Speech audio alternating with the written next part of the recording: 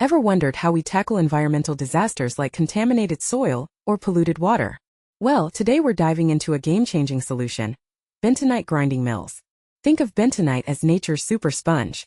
It's this incredible clay that absorbs toxins.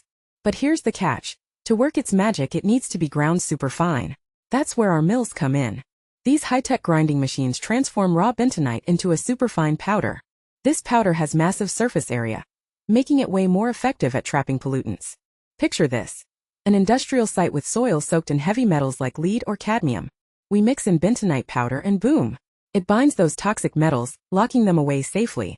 Or imagine a landfill leaking nasty chemicals into groundwater.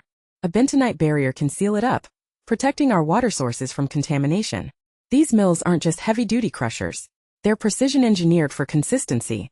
We're talking particle sizes so fine, they maximize bentonite's natural cleaning power.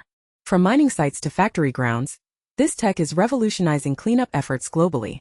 It's cost-effective, efficient, and harnesses a natural material to heal the environment.